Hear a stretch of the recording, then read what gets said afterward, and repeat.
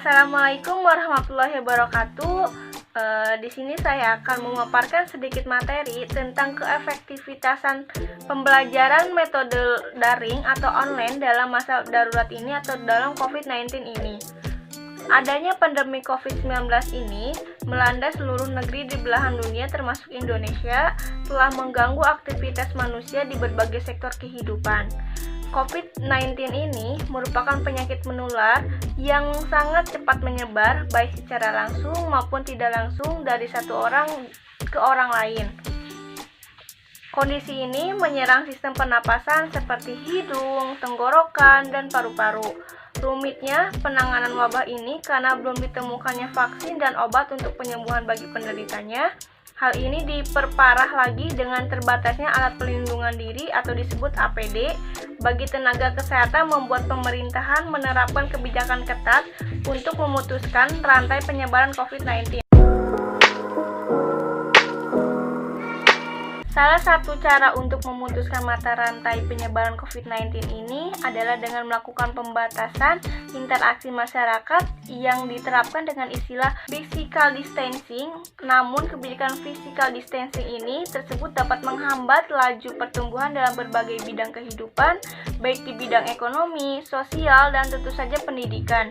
Keputusan pemerintahan untuk meliburkan para peserta didik, memindahkan proses pembelajaran mengajar di sekolah menjadi di rumah.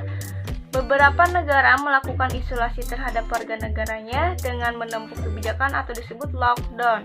Sedangkan pemerintahan Indonesia melakukan kebijakan pembatasan sosial berskala besar atau disebut PSBB untuk menekankan penyebaran virus ini.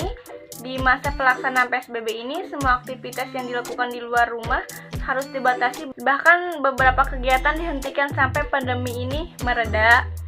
Beberapa pemerintahan daerah memutuskan menerapkan kebijakan untuk meliburkan siswa dan mulai menerapkan metode pembelajaran dengan sistem daring atau dalam jaringan melalui sistem online. Kebijakan pemerintah ini mulai efektif diberlakukannya di beberapa wilayah provinsi dan kabupaten atau kota di Indonesia. Sistem ini pembelajaran daring merupakan sistem pembelajaran tanpa tatap muka secara langsung atau guru dan siswanya, tetapi dilakukan melalui online yang menggunakan jaringan internet. Juga hal ini sesuai dengan himbauan Menteri Pendidikan dan Kebudayaan Indonesia melalui Surat Edaran Nomor 4 Tahun 2020 tentang pelaksanaan kebijaksanaan pendidikan dalam masa darurat penyebaran corona atau virus COVID-19 ini. Sistem pembelajaran dilakukan melalui perangkat personal atau komputer, laptop atau handphone yang terhubung dengan koneksi jaringan internet. Guru dapat melakukan pembelajaran bersama di waktu yang sama menggunakan grup di media sosial seperti WhatsApp, Telegram, aplikasi Zoom atau CloudX atau Cloud Meeting atau media lainnya. Dengan demikian, guru dapat memastikannya siswa mengikuti pembelajaran dalam waktu yang bersamaan meskipun di tempat yang berbeda. Semua sektor merasakan dampak corona ini. Dunia pendidikan salah satunya dilihat dari kejadian sekitar yang sedang terjadi, baik siswa maupun orang tua siswa yang memiliki handphone yang memadai untuk menunjang kegiatan pembelajaran daring atau online ini merasa kebingungan, sehingga pihak sekolah ikut mencari solusi untuk mengantisipasinya hal tersebut. Beberapa siswa yang tidak memiliki handphone melakukan pembelajaran secara berkelompok, sehingga mereka melakukan aktivitas pembelajaran pun bersama melalui belajar video call atau dihubungkannya dengan guru yang bersangkutan, diberi materi-materinya dalam berbentuk video atau berdurasi kurang dari 2 menit.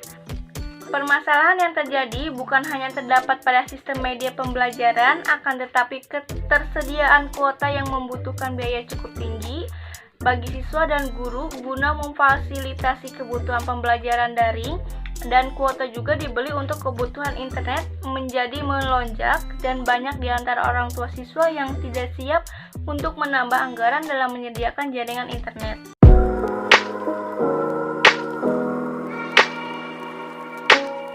Kendala ini dihadapi juga dengan peserta didik selama pembelajaran daring, yakni jaringan internet tidak stabil atau tugas terlalu banyak, sulit fokus, dan pulsa kuota terbatas, aplikasi yang rumit, dan lebih senang dengan pembelajaran tatap muka. Pembelajaran daring ini tidak bisa lepas dari jaringan internet, koneksi jaringan juga menjadi salah satu kendala yang dihadapi siswa yang tempat tinggalnya di pinggir kota.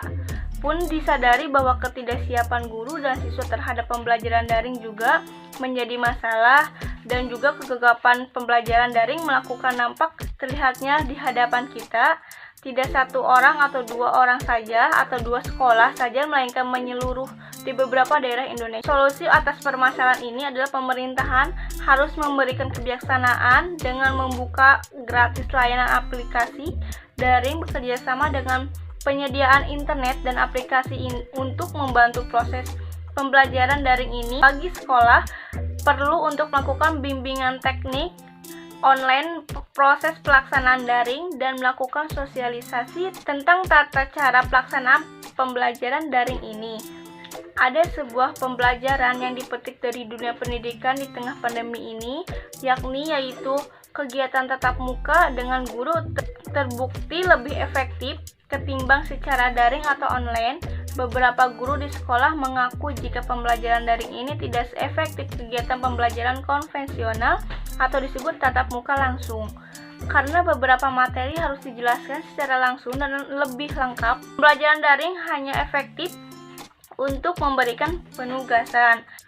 Dengan demikian, guru dituntut mampu merancang dan mendesain pembelajaran daring yang ringan dan lebih efektif dengan memanfaatkan perangkat atau media daring yang tepat dan sesuai dengan materi yang diajarkan. Hal yang paling sederhana dapat dilakukan oleh guru bisa dengan memanfaatkan grup WhatsApp-nya.